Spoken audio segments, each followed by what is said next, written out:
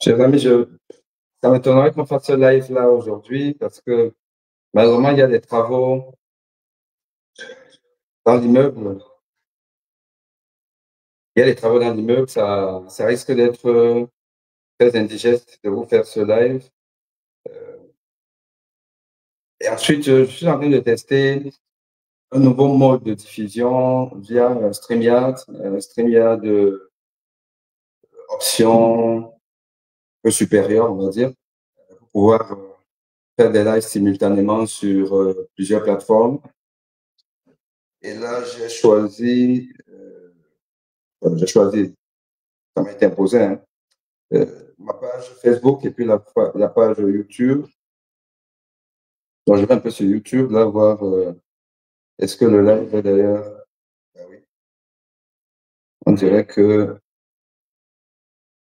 le live est aussi en cours. Voilà, en effet. Le live est aussi en cours sur YouTube. Donc, ceux qui sont plutôt YouTube peuvent aller sur ma page Aimé Boni. Je pense que c'est ça, ma page. C'est quoi ma page? Doc Aimé Boni, voilà, Doc Aimé Boni sur YouTube pour voir désormais mes lives sur YouTube, enfin les lives que je vais mettre sur YouTube, si j'estime que c'est des lives qui sont pédagogiques et qui peuvent permettre d'apporter quelque chose de plus à la connaissance générale. J'irai donc sur YouTube pour le faire aussi simultanément avec Facebook. Mais StreamYard ne permet pas d'être également sur TikTok parce que, comme vous le savez, TikTok, c'est quand même une plateforme qui marche très bien, de plus en plus bien, beaucoup de gens y sont, c'est assez convivial. Et donc, malheureusement, je n'ai pas possibilité d'être simultanément sur TikTok avec ce logiciel StreamYard. Bon, on va voir ce qu'on pourra faire pour qu'il y ait des diffusions simultanées. Donc, là, aujourd'hui, j'avais envie qu'on parle d'une affaire qui cristallise toutes les discussions au Cameroun sur la prise en charge d'un artiste camerounais. Prise en charge médicale, j'entends bien. Et j'ai eu à faire un post.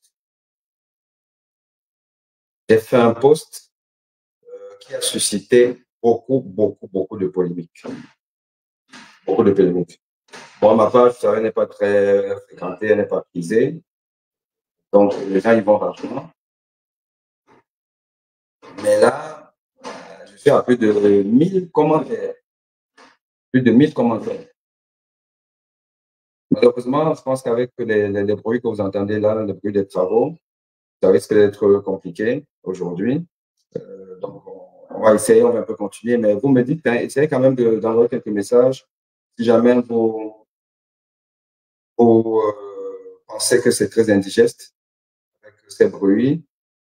Comme ça, on reportera ça à une autre fois.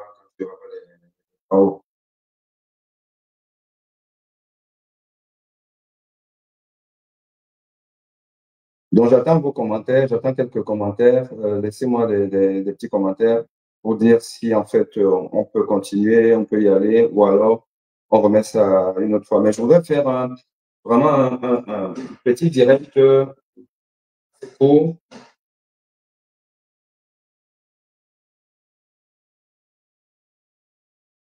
euh, très court, de 30-40 minutes, maximum 45 minutes.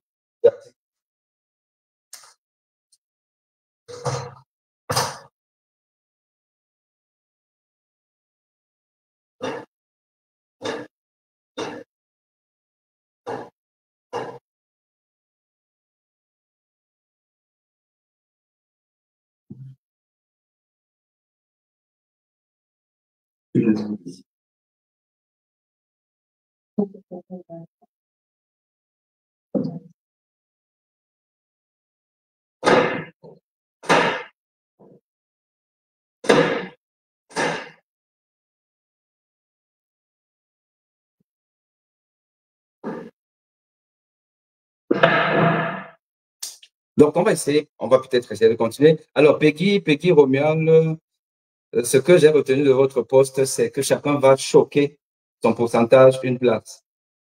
Bon, j'ai pas très bien compris, mais je pense que c'est dans de la belle rigolade. Oui, on peut le dire, hein, on peut le dire. Vous voyez aussi une autre expression qui dit chacun son tour chez le coiffeur.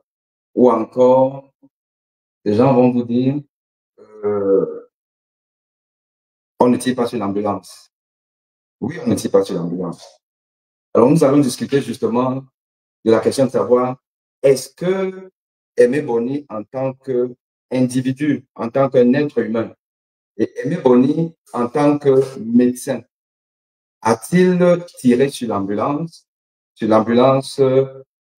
Mamadou Aïdjo, cet artiste camerounais, Bikotsi, qui est dans une situation critique, situation morbide, critique, c'est-à-dire de maladie critique, grave, qui peine à sortir de, de cet état de santé plus proche finalement, je dirais, d'un stade terminal d'une maladie grave que de la guérison. Alors, est-ce qu'Aimé Boni a tiré sur cette ambulance? Est-ce que le docteur Aimé Boni a tiré sur cette ambulance? Est-ce que Aimé Boni, en tant qu'un être humain, a le droit de porter des réserves sur le rôle d'un homme, d'un citoyen, d'un concitoyen, son rôle dans la gestion de la cité par le régime en place? En tant qu'un individu, le droit de le faire? Ça, c'est une question. Maintenant, ai-je fait un commentaire en tant que Aimé Boni ou en tant que docteur Boni, c'est-à-dire en tant que médecin? Parce que il faut souvent faire le distinguo entre l'individu qui parle et le médecin qui parle. L'individu qui parle est l'homme de droit, le juriste, l'avocat qui parle. L'individu qui parle est l'homme politique qui parle. Ça, le mélange de genres n'est pas bon. Il faut avoir le discernement nécessaire pour faire la part des choses. Et nous allons voir dans ce live, évidemment, la frontière que trace la jurisprudence, le droit, ce qu'un médecin a le droit de faire et de ne pas faire, de dire et de ne pas dire, dans quel contexte il peut dire certaines choses et quand est-ce qu'il ne peut pas dire. Parce qu'au Cameroun, on a toujours tendance à jouer aux sapeurs-pompiers, venir faire les humanistes quand ça nous arrange. Quand ça nous arrange, nous savons que, oh, on ne fait pas ça, on ne dit pas ça, oh, tu es là, oh, c'est quel médecin, oh, je vous ai dit, il tue les malades, il est grave, c'est même pas un médecin, il n'a pas de diplôme. Quand ça nous arrange, on est là. Quand ça nous arrange aussi, on tourne le dos aux souffrances des gens, à la violence des gens. On tourne le dos aux victimes, protégeant les bourreaux. C'est ça le Cameroun et la particularité du Cameroun. Donc, moi, j'ai fait un post. Nous allons revenir sur ça, mot à mot, ce qui a été dit, et comprendre pourquoi autant de levées de boucliers, autant de haine déversée, d'injures, mais aussi de soutien. Nous avons essayé de parler de ça, et tout ça lié par le droit. Parce que j'ai retrouvé un article qui va nous aider à comprendre de quoi il s'agit. Donc, nous ne sommes pas nombreux, mais ce n'est pas grave. Moi, je vous ai dit que à partir du moment où il y a une seule personne, je respecte la personne et je fais mon direct. OK? Donc, à très bientôt, 1 minute, je vous reviens et on lance notre direct. Je vous reviens.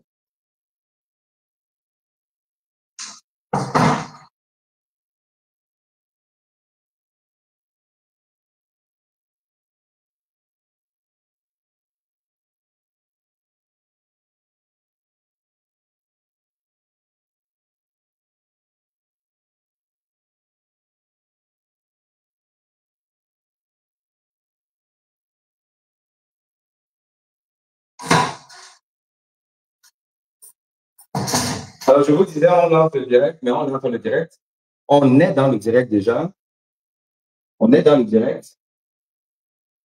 Et parce que j'ai soif, vous me laissez quand même prendre un peu de jus, un peu de pastèque. Ça ferait du bien. Et je profite donc de ça pour vous faire un petit aparté sur les conseils de santé. Je vous ai parlé du raisin déjà et des propriétés antioxydantes du raisin. Le raisin qui est un fruit qu'il faut prendre de temps en temps parce qu'il est riche en microéléments, riche en vitamines, et notamment la vitamine C, la vitamine E, qui sont des vitamines qui luttent contre le stress oxydatif. Le stress oxydatif, c'est quoi? C'est cette cascade de production des radicaux libres. Les radicaux libres étant des substances qui vont détruire nos cellules, accélérer le vieillissement de nos cellules, de nos vaisseaux et provoquer donc un certain nombre de maladies ou alors accélérer l'apparition de certaines maladies, telles que l'athérosclérose. L'athérosclérose, c'est cette mauvaise graisse qui va tapir euh, nos artères et accumuler le mauvais cholestérol, les lipides, la graisse, la mauvaise graisse et la formation des plaques d'athérome qui vont boucher les artères et pourront entraîner donc les AVC, les ischémies des membres inférieurs et l'infarctus. Stress oxydatif, radicaux libres. Et les vitamines là ont donc des facteurs qui vont lutter contre ce stress oxydatif. C'est ce qu'on appelle les antioxydants.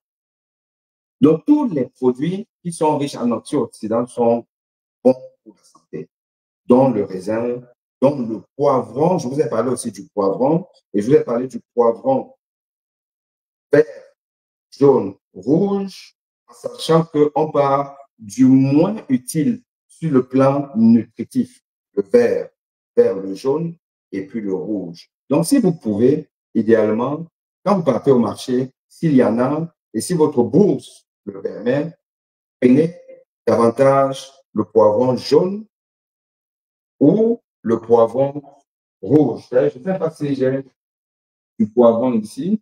Ça va. C'est vrai que le presse, il faut l'écouter, mais il ne faut pas forcément essayer de savoir ce que lui fait. Ou encore on dit que le cordonnier, c'est celui qui se chausse le moins bien. Voilà, donc le poivron rouge, c'est le meilleur. Ensuite, le jaune, après le vert. Donc, le pastèque est aussi un fruit qu'il faut prendre de temps en temps, car il est aussi riche en nutriments, permet une meilleure digestion, permet une meilleure régulation de notre métabolisme et va donc lutter contre les maladies en renforçant notre immunité. Donc, je prends de temps en temps ceci, et d'ailleurs, ça rajeunit, vous savez que je suis pasteur, pourquoi? Je suis pasteur parce que de temps en temps, je me permets ce genre de choses. Mais évidemment, vous ne pouvez vous permettre ça que si vous avez un peu de moyens pour le faire.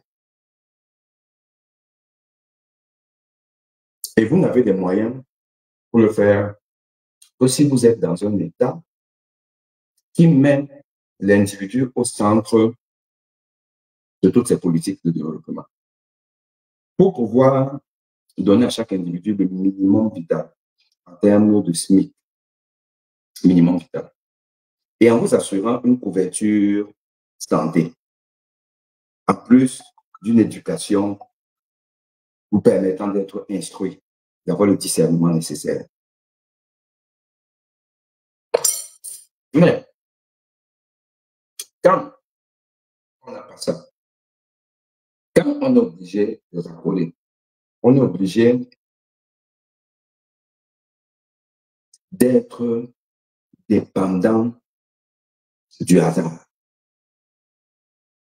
dépendant des autres, dépendant de la magnanimité des élites locales, qui elles-mêmes sont contentes d'avoir autour d'elles la pauvreté. Vous avez un pays qui devient violent. Violent parce qu'il y en a qui ne sont pas d'accord avec la situation. Car ces gens-là savent exactement ce qu'il faut faire pour être dans un pays où il fait bon vivre. Est-ce qu'elles vivent à l'étranger, ou elles vont de temps en temps à l'étranger, ou elles suivent, ou elles sont simplement éclairées. Et vous avez ceux qui pensent que être dans un système de frappe à la semaine, où chacun essaie de frapper l'autre dans son petit rayon, dans son petit poste, pensant que le fait d'avoir par les pots de vin et autres un peu d'argent, 2000 francs, 3000 francs par jour, la personne pense qu'on ne peut pas vivre mieux que ça. Et elle emmagasine donc parfois même le double de son salaire mensuellement. Elle se dit, waouh, mais le système est bon, pourvu que Paul bien ne parte pas. Ah, je n'aurais pas ça s'il n'est pas là. Ces personnes oublient que les 100 000 francs ou 200 000 francs supplémentaires en sus de ton salaire que tu frappes tous les mois, tu ne profites pas de ça. Pourquoi? Parce que tu as frappé quelqu'un. Cette personne aussi va te frapper dans son boulot. Parce que tu es peut-être, je ne sais pas trop quoi, agent de la poste. Tu as frappé quelqu'un à la poste. Mais après, tu tombes malade, non? Tu vas à l'hôpital, non? Là-bas, on va finir avec toi, non? Puisqu'on sait comment ça se passe dans nos hôpitaux. Tu vas finir tout son argent là-bas. En plus de ce que tu as d'autres services que tu vas solliciter. Là-bas aussi, on va te frapper. Donc, le frappeur est frappé dans un système de gouvernance qui ne met pas l'être humain, le bonheur du concitoyen au centre de cette politique de développement. Et finalement, on se rend compte que même les personnes qui ont des revenus supplémentaires, qui sont des revenus de prévarication, de vol, de corruption, ces personnes-là sont pauvres. Mais elles sont pauvres, in fine. Elles ne font rien avec cet argent parce que tout ça part dans ce système dysfonctionnant. Donc, il est important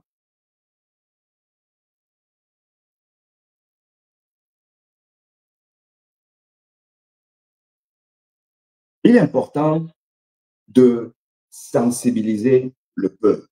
Et voilà ce que nous allons faire un peu ici, là, aujourd'hui.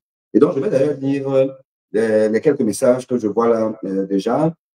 Et Pierre Calvin Toconte qui dit courage à toi, docteur Bonny, merci. Merci, ça me va droit au cœur. Et c'est pour vous que je suis là. Parce que l'adversité, elle est forte, elle est grande. Ça, il faut le dire. C'est pas évident. Mais heureusement, nous tenons un peu parce qu'il y a au moins une poignée de personnes, une poignée de citoyens qui nous encouragent et qui sont convaincus que notre combat est un combat noble et nous allons continuer. Féno, mon cher, bonsoir à toi. Auré Digital dit, donc il y a une page de Congossa qui a écrit sur vous suite à votre post sur l'artiste.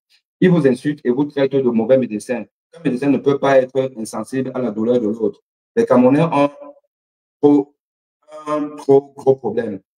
C'est possible de discuter avec eux et ils se comprennent et ils ne comprennent rien du tout. Mais justement, je vais te dire qu'effectivement, c'est de ça qu'on va parler. Vous savez que c'est quand même le sujet. C'est-à-dire, un médecin ne peut pas être insensible à la douleur de l'autre. Donc, nous allons voir, en fait, si un médecin a le droit de ne pas être insensible, moi je ne dirais pas ne pas être insensible, mais plutôt d'être indifférent, distant vis-à-vis de la souffrance de l'autre.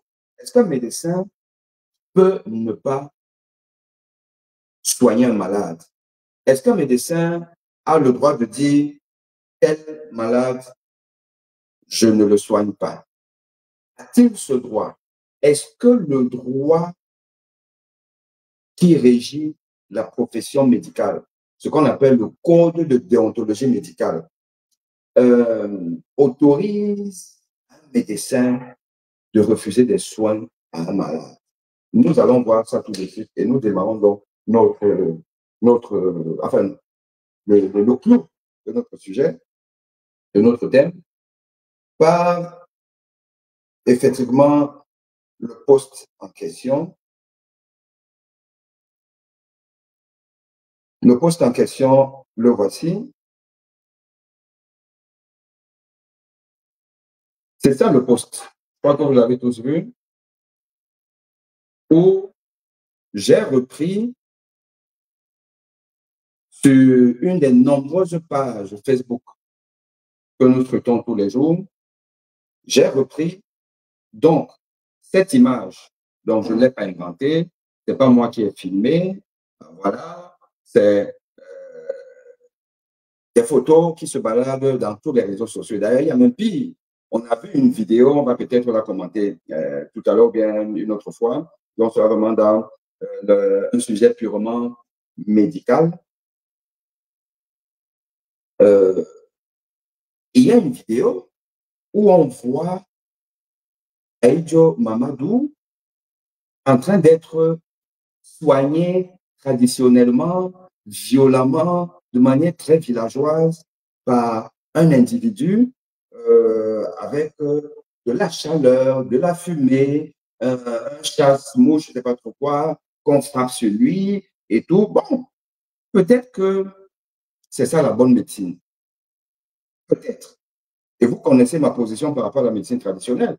Moi, je ne suis pas un opposant de la médecine traditionnelle. Au contraire, j'ambitionne même de mettre ensemble les deux modalités, médecine conventionnelle et médecine traditionnelle. Mais à un moment donné, il ne faut pas aussi abuser. Il ne faut pas abuser. Il y a des images qui sont choquantes, qui traduisent la déliquescence d'une société. Donc, je prends simplement cette photo-ci. Donc, on dit, oh, mais pourquoi tu as mis ça sur le dos, tu as filmé, la détresse des gens et tout. Non, à la limite, c'est une photo qui peut permettre la sensibilisation. OK? Donc, on voit Aïdjo Mamadou, que je ne connaissais pas plus que ça. C'est après même que j'ai appris que c'était un vrai défenseur du régime violent, du régime de dictature féroce de M. Paul Biya. J'ai appris que c'est quelqu'un qui, quand il était en bonne santé, il était même peut-être plus fort qu'un Ganou et qu'il aurait boxé plusieurs Camerounais en défendant Paul Biya, qui, lui, finissait l'argent du Cameroun à l'hôtel intercontinental de Genève.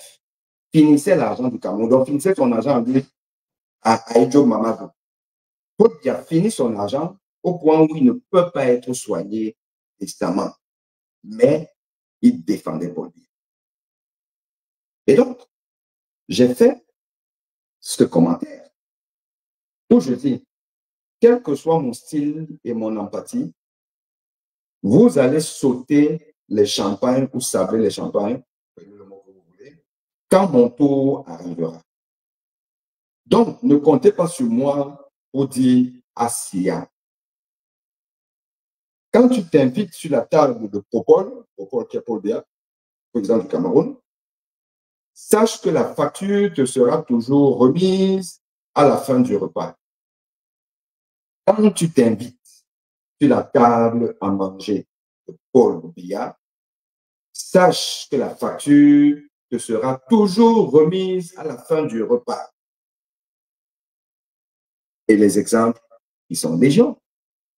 Mendoza, ancien directeur de la CRTV. Le chantalisme, celui qui, avec sa chorale, ne faisait que les louanges de Paul Biya et de Chantal Biya, qui aurait même sacrifié son fils pour sauver le fils de Paul Biya, pseudo futur président du Cameroun, dans une affaire de drogue ou je ne sais pas trop quoi aux États-Unis. Je ne vais pas me conditionner parce que je ne connais pas les détails de cette histoire. Mais je sais simplement une chose, c'est que Mendoza, il n'y avait pas plus griot du régime Paul Biya que Mendoza. Il n'y avait pas plus griot. D'ailleurs, comment il pourrait avoir plus griot à cette époque où il n'y avait pas les réseaux sociaux? Donc, le seul véhicule de l'information, de la propagande du régime Paul Biya, c'était la CRTV. C'est comme une époque où il n'y avait qu'une seule télé, il n'y avait pas les télé privées, la CRTV. Mendoza, patron de la CRTV, tambour du RDPC. L'homme qui ne jurait que par Chantal Biya et Paul Biya. Il est mort dans des conditions les plus atroces, les plus inhumaines. Et là, on ne va pas dire que c'est Aimé Boni qui est inhumain. Hein. Ce n'est pas Aimé Boni qui est inhumain. C'est le régime de M. Paul Biya qui règne comme un dictateur non éclairé. On peut même être un dictateur éclairé. Paul Biya, c'est un dictateur non éclairé qui règne sur le Cameroun depuis 42 ans, en affamant tout le monde, en avilissant tout le monde, en imposant à ceux à qui il donne ces décrets de malchance. Respect et fidélité. Vous devez être fidèle. Et Mendoza était fidèle jusqu'à la mort. Il est mort comme un minable. Mendoza est mort comme un minable. Et d'ailleurs, je me souviens avoir donc fait aussi un petit post sur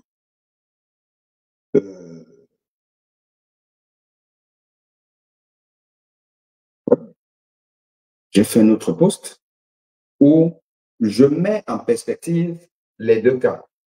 Je ne sais pas si vous voyez, je mets en perspective les deux cas. À votre droite, je pense à votre droite, et à Mendoza, couché sur son lit d'hôpital à l'hôpital central de Yaoundé. Et de l'autre côté, vous avez donc Aïdjo Mamadou, qui lui est dans son salon, est dans un état grave, un état de santé préoccupant. Les deux ayant donc été abandonnés par le régime qu'ils soutiennent, qu'ils ont soutenu. Pourquoi? Parce que ce régime n'a pas prévu des soins de santé pour tous, qui devaient être déjà de mise 2000.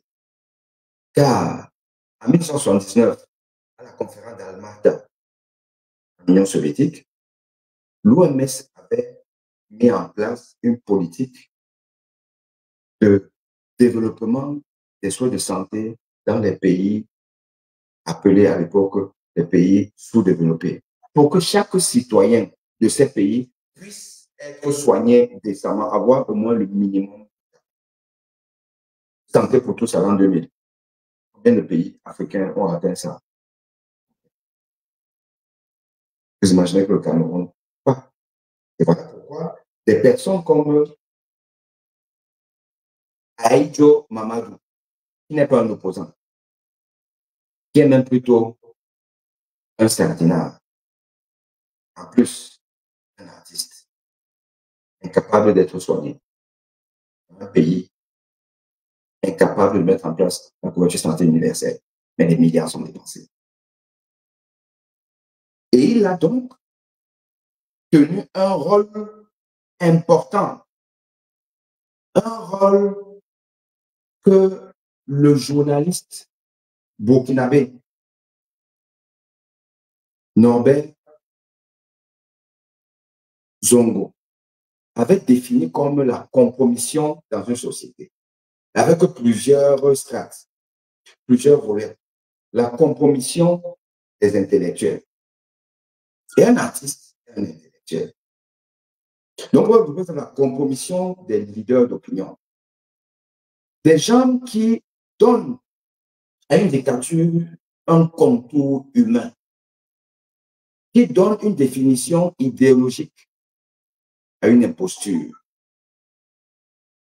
Et vous avez donc des intellectuels de compromission tels que les Mathias Onangini, les Claude Abbé, les Apoya Manasseh, les Dieudonné Momo,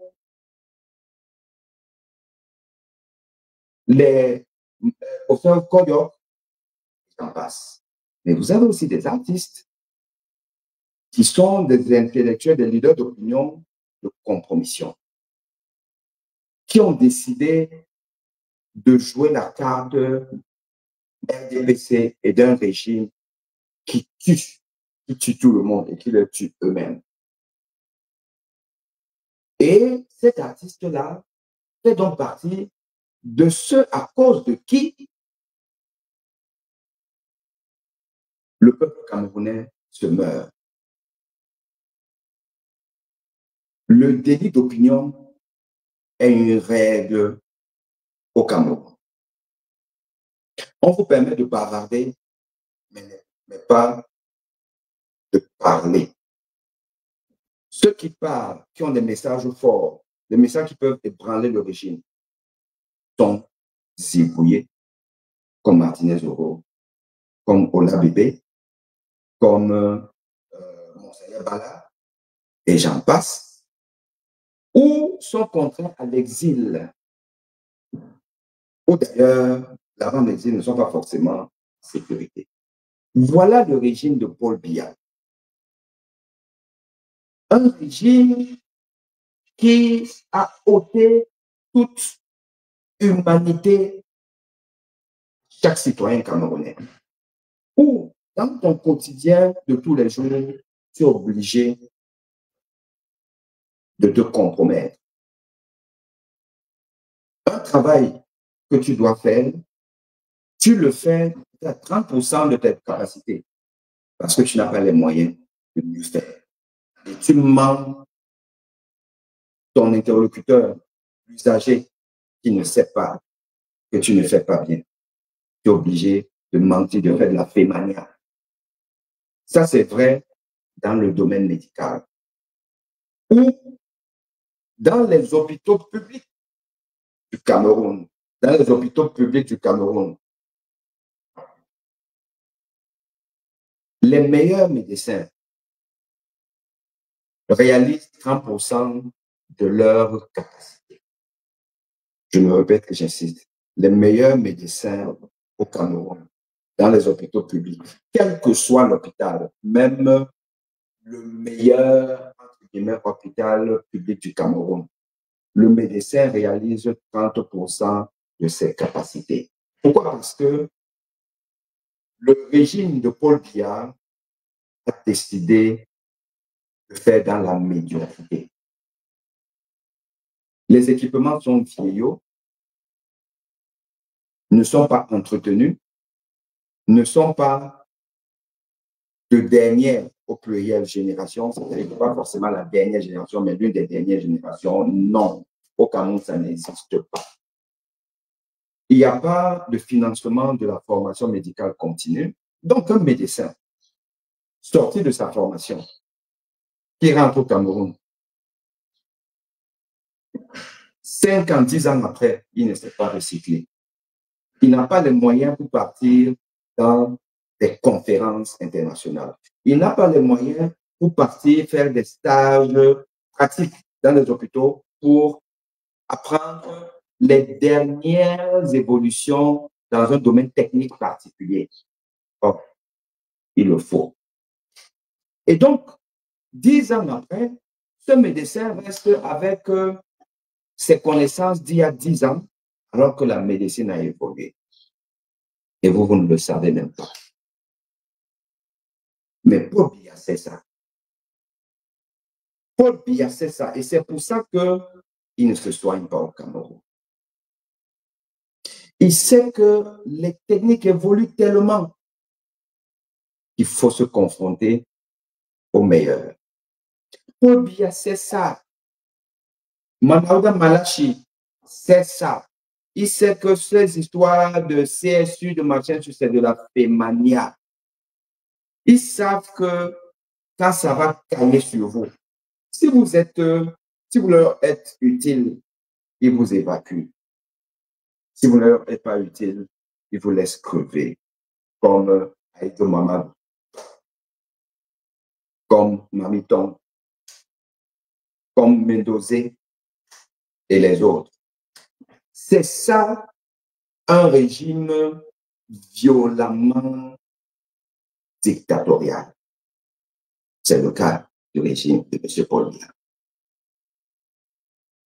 Mais un régime comme celui-là a donc besoin des soutiens pour pouvoir, un, avoir certaines légitimités, deux, se pérenniser. Les soutiens viennent de partout. Les soutiens viennent du bas peuple qui a faim. Il y a encore si tu te rends beaucoup. Lui aussi, là, il va rendre beaucoup. Déjà, même le petit recteur, là, dépassé, ici, là, tout ça. Le régime de Yaoundé a besoin de ce soutien-là. Le régime de Yaoundé a besoin des gens qui ont derrière eux une meute. C'est ce qu'on appelle les relais de la compromission.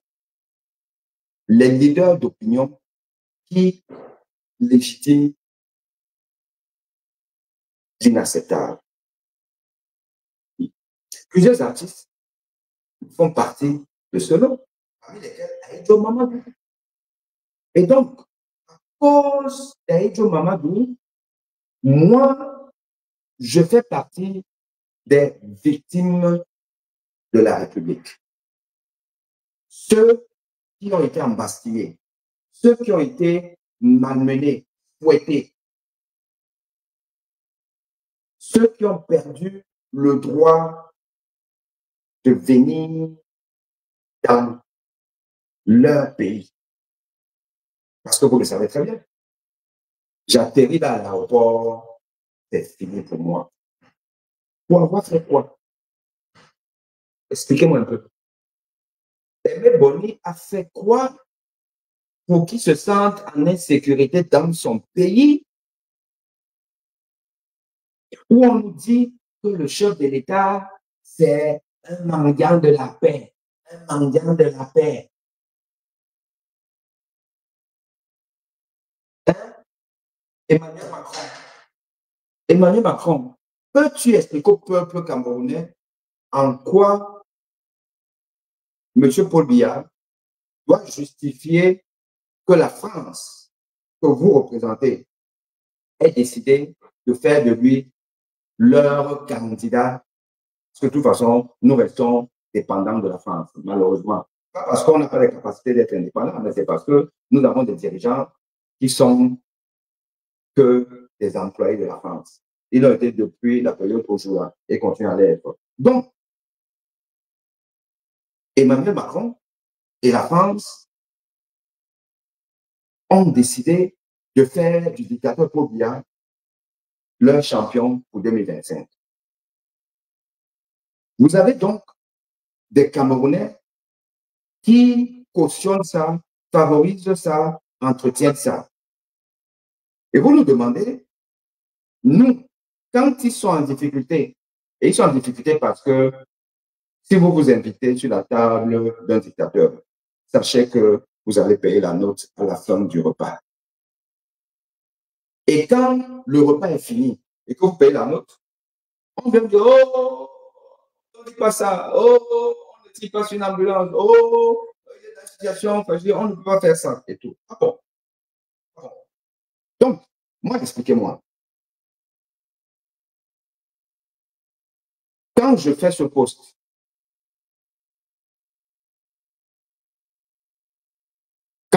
post, malheureusement, je crois que, on va voir, quand je fais donc ce post, voilà, quand je fais ce post, dites-moi quel moment,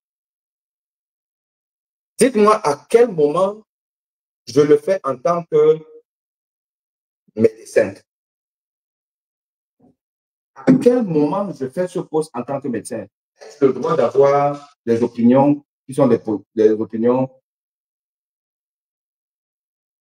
simplement d'un être humain, comme un chômeur, comme un sans-emploi, comme un vaurien, comme un bandit? Est-ce le droit? Je pense que si. Et j'ai signé mon poste Pastor Boni. Parce qu'à mes heures perdues, je suis pasteur, vous-même, vous le savez. Et donc, quand les gens viennent faire les commentaires, oh, machin, c'est un faux médecin, c'est machin, non. Je suis Aimé Boni quand je fais ce poste. Je n'ai pas fait un poste sur ma page médicale. Je n'ai pas fait un poste enseignant docteur Boni. Donc, passez avec vos commentaires pour commencer. Et deuxièmement, quand je dis, ne comptez pas sur moi pour dire Asia, et c'est ça la phrase qui a enflammé la toile.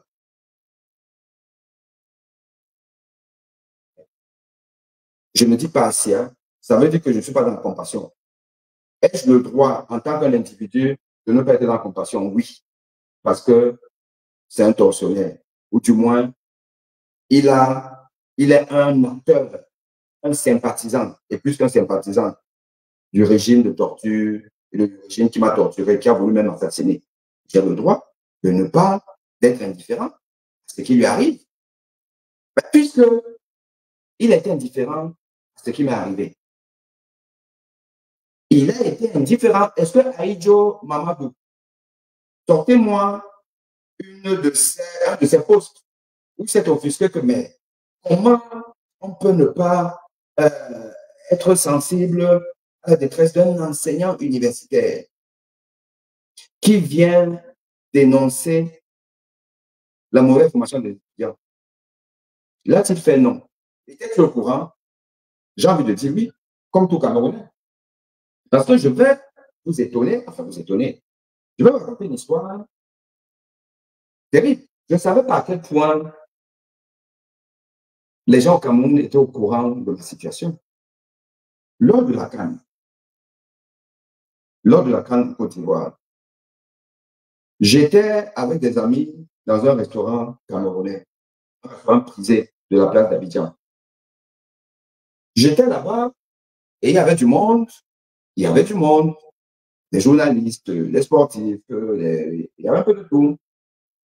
Et il y a un artiste camerounais, un comédien qu'on aime tous, parce qu'il est assez comique, qu'on appelle Oga. Oga, vous le connaissez? Oga, celui qui a défié Nganou et qui a boxé Nganou dans un match, plus qu'un match d'exhibition. Vous savez, Oga, celui qui a un style un peu, je crois que c'est le pidgin, le faux anglais, et tout ça, il mélange avec, voilà, Oga. Très bon artiste, très bon comédien.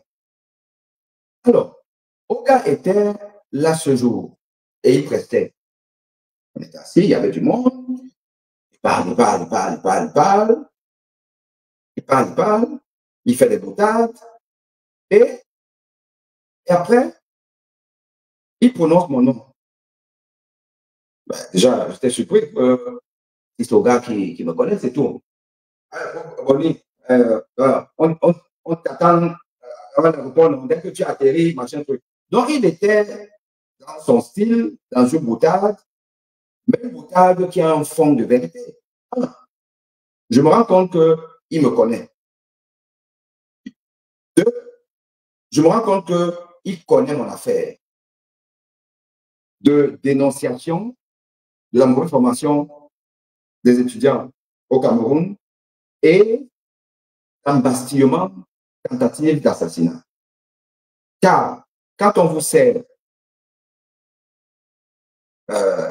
une demande d'explication où on parle de troubles à l'ordre public, quand vous dites qu'on ne fait pas des étudiants en troubles à l'ordre public, et qu'on vous appelle la nuit, nuitamment, et de manière contournée, bizarroïde, non administrative, pour que vous veniez là où on va vous attraper et vous embastiller quelque part en disant, ben, écoutez, pour l'ordre public, ben, le peuple ne sera pas au courant. Et c'est exactement à la même période que Martinez Zogo a été torturé. Vous comprenez que là, on ne peut pas dire que c'était de la blague. Et donc, les artistes, les comédiens, les hommes de médias, les influenceurs, les blogueurs étaient au courant de ça. Donc, Oga a parlé de ça, mais il a parlé de ça sous forme de boudade là. Est-ce qu'il a parlé de ça différemment pour le grand public et pour que nul n'en ignore? Non. Est-ce que Aïtou Mamadou l'a fait? Non. Alors, au nom de quoi, on va me dire qu'en tant qu'un individu qui échappe à la mort et qui est en face de lui, si ce n'est son bourreau, mais au moins un sympathisant de son bourreau, je devrais avoir quelle empathie. Ça ne va plus au Cameroun. Les gens ont fumé. Et maintenant, on va dire que l'ordre des médecins, si voilà, on vous accueille à l'ordre des médecins, je vais dire deux choses. Un, je n'avais pas ma blouse. Je n'étais pas dans ma clinique. Aïtou Mamadou n'est pas mon patient. Il n'était pas dans ma clinique ou dans mon hôpital où j'ai refusé de le soigner. Vous comprenez? Soyez un peu intelligent quand vous vous versez dans les réseaux sociaux pour raconter n'importe quoi. Donc, il n'y a aucune sanction ordinale qui pourrait peser sur moi, sur mon poste. Aucune. Un, je vais être en tant qu'individu, pas en tant que médecin. Deux, même si c'était en tant que médecin, je n'étais pas dans une situation de soignant soigné.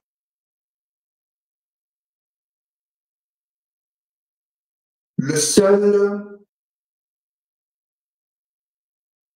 seule condition pour que la déontologie médicale vous frappe, c'est que vous soyez en position d'être avec votre patient. Et je n'est pas mon patient. Maintenant, s'il était même mon patient, s'il était même dans mon hôpital, dans ma clinique, dans mon cabinet, aurais-je le droit de refuser d'avoir la compassion pour lui et donc de le soigner? Aurais-je? Ça, c'est une question très intéressante.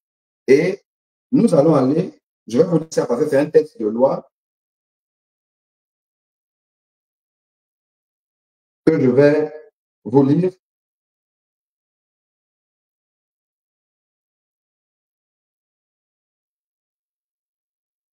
Que j'ai pris sur ce site-ci. J'ai pris sur ce site.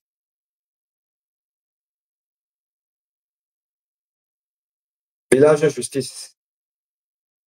La responsabilité médicale et le respect du devoir d'humanisme médical. Puisque c'est là, on parle effectivement d'humanisation et que je ne suis pas humain. Donc, voilà. Est-ce que, je dis encore qu'on a déjà évacué le fait que je ne suis pas un médecin. Et je fais un poste en tant qu'Aimé Boni. J'ai le droit. Donc, j'ai le droit de dire ce que je veux. On évacue ça. Mais pas extraordinaire. Imaginons même qu'on m'amène cet artiste-là pour qu'il soit soigné par moi. Est-ce le droit d'être indifférent à sa situation et de refuser de le soigner? Je vous dis oui. Et je vous explique pourquoi. Donc, dans cet article,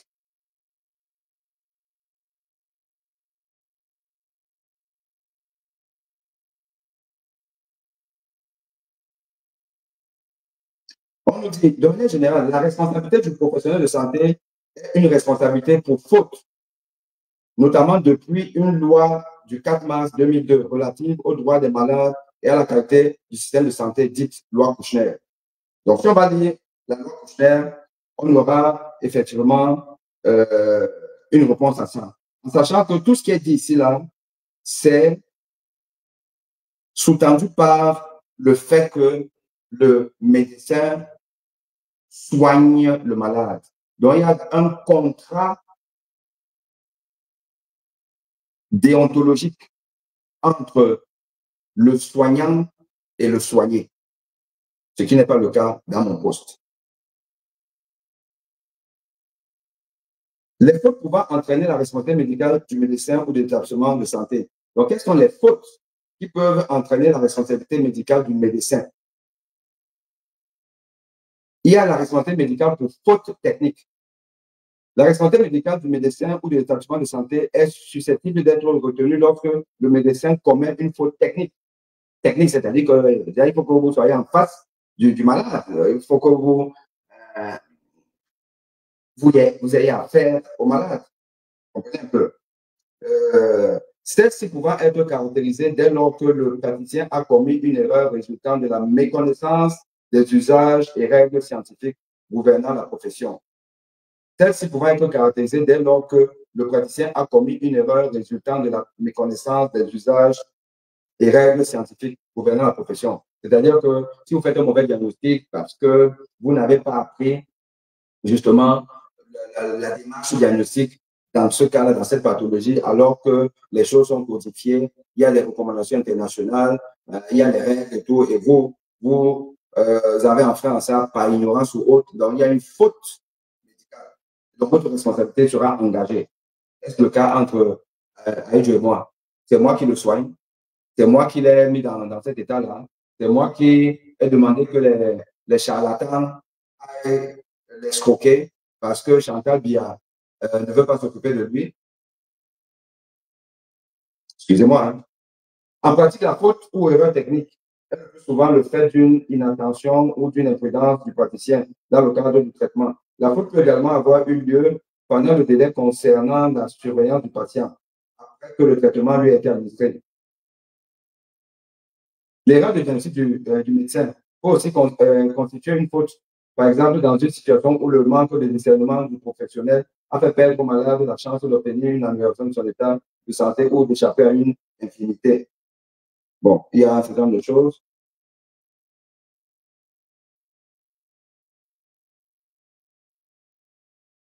De manière générale, la responsabilité médicale pour non-respect du devoir d'humanisme médical. Voilà un peu le clou même de notre topo.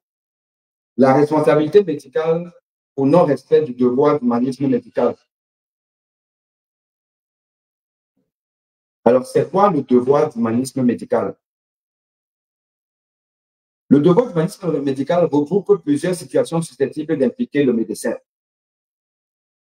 De manière générale, la continuité des soins aux malades doit être assurée. Et ça, c'est un principe intangible. Nous, les médecins, nous avons l'obligation de ne pas laisser mourir un malade sans soin. Quelle que soit la personne, qu'elle soit un assassin, qu'elle ait décimé votre famille, si vous êtes le seul soignant susceptible de sauver cette personne, vous avez le devoir déontologique de vous atteler à la tâche, malgré vous, la mort dans l'âme, vous devez le faire. Ça veut dire quoi? Ça veut dire, enfin, la conséquence de ça, le corollaire de ça, ou l'extension de ça, c'est que Si vous êtes dans une situation où la continuité de soins est assurée, si vous êtes dans une situation où la continuité de soins est assurée et que le malade est donc entre guillemets de bonnes mains, vous avez le droit de refuser de soigner la personne. Et c'est dit dans le texte.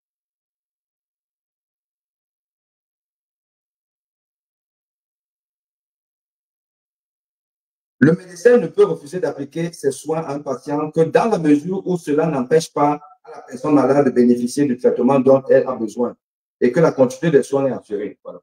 Je vous l'ai dit, je n'avais pas encore lu, parce que je lis ça en même temps que vous. Je me répète. En ce sens, le médecin ne peut refuser d'appliquer ses soins à un patient que dans la mesure où cela n'empêche pas à la personne malade de bénéficier du traitement dont elle a besoin et que la continuité des soins est assurée. Si la continuité des soins est assurée, vous pouvez dire que non, je ne m'occupe pas de vous. Lorsqu'aucune raison légitime ne peut être invoquée par un médecin pour justifier son refus de soigner une personne en péril, la situation relève des dispositifs de l'article du Code pénal. Là, vous êtes en infraction pénale. Ça ne le suit même pas. Le cas puni de 5 ans d'emprisonnement et de 75 000 € d'amende quiconque s'abstient volontairement de porter à une personne en péril l'assistance que, sans risque pour lui ou pour les tiers, il pouvait lui prêter, soit par son action personnelle, soit en provoquant un secours. De la même manière, le fait pour un médecin de refuser de faire appel à un spécialiste est constitutif d'une faute. De même que le refus de prendre en considération l'avis de ce spécialiste.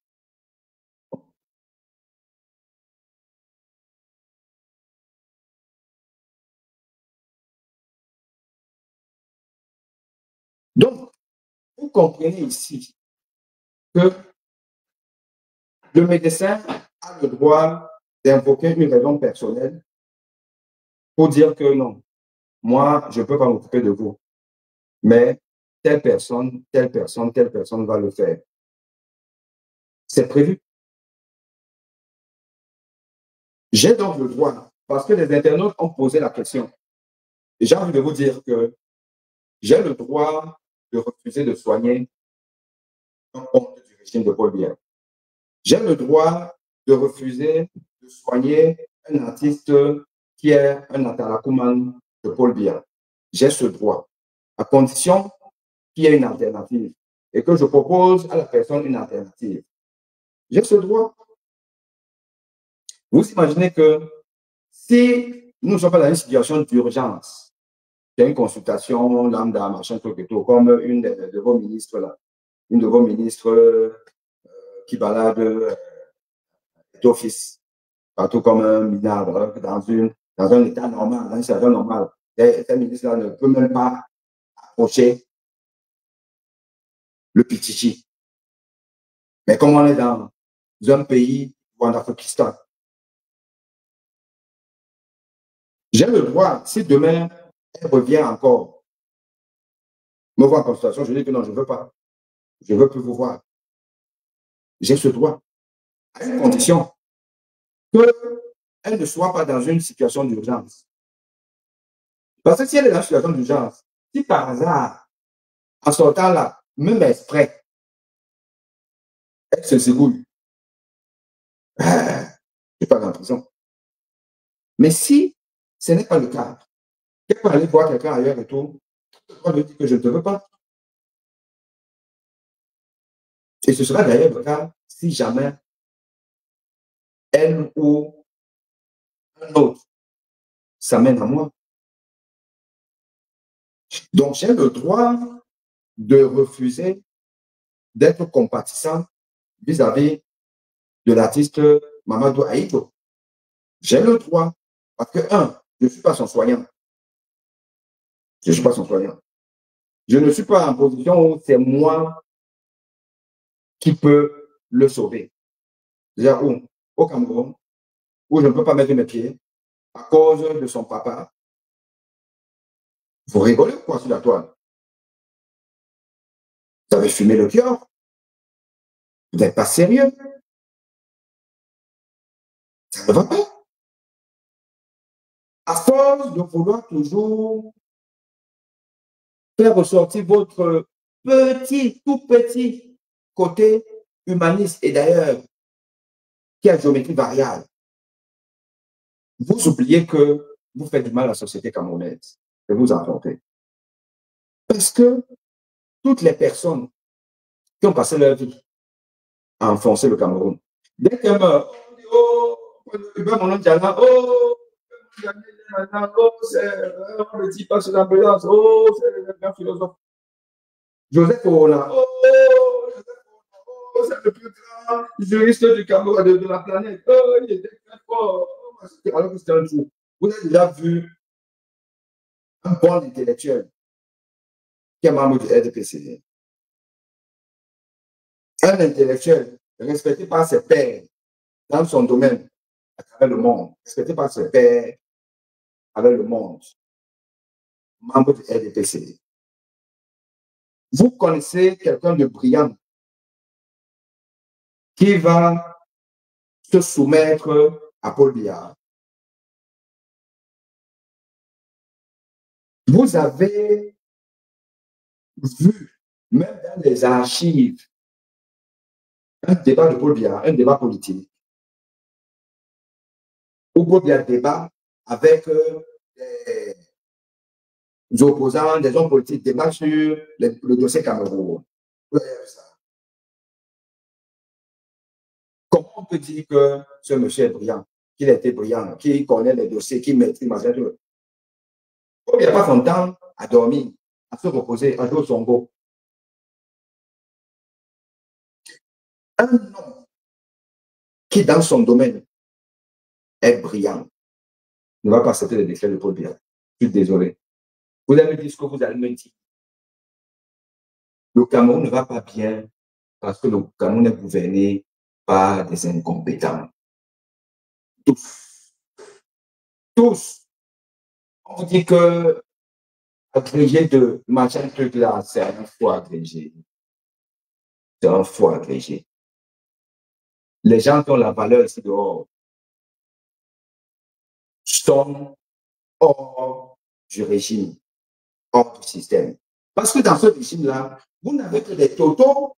Vous êtes même dans l'action intergouvernementale, vous avez quelque chose, mais comme c'est interministériel, vous avez quelque chose de balèze, interministériel. Ça arrive dans notre ministère, il n'y a que des totaux.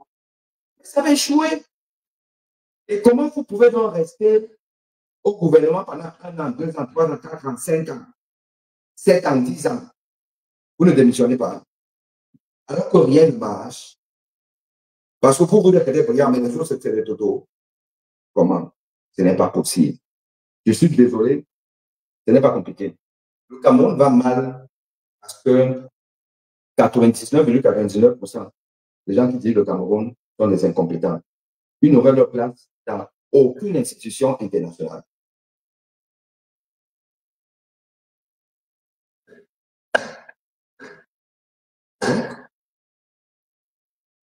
Ceci explique cela. Les artistes qui créent les Maman Guéa, les Aïcho Mamadou, ou je ne sais pas encore que lesquels, il y aura même des suivants. Et d'autres gens.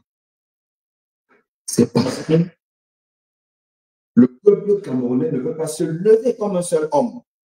On se dit, bon, c'est stop. On est fatigué, c'est stop. C'est stop. Mais comme vous ne voulez pas dire ça, nous allons vous rappeler que nous sommes dans le même bateau, le Titanic. Et il va couler avec tout le monde. Il va couler avec tout le monde. Et la bizarrerie de la vie veut que vous là, qui êtes dans le camp de Paul Biya, pour vous, et même souvent, et va être souvent plus atroce. OK? Donc ça, c'est le petit direct d'1 heure que je voulais vous faire pour situer un peu le débat. Et vous dire que j'assume mon poste. Et je vais en faire d'autres. OK? J'assume mon poste et je vais en faire d'autres. Donc, merci à tout le monde. Pierre Calvin, Chocoté. Merci à toi. Peggy, Romuald, merci. Merci Mamou, Lise. Merci Kigali la belle. Mayambe, merci. Luciol, Kemenye, merci. Paco, merci. Merci à tout le monde. Et on reste en contact. Focus. OK, les amis. Ciao, ciao, ciao. Je vous aime.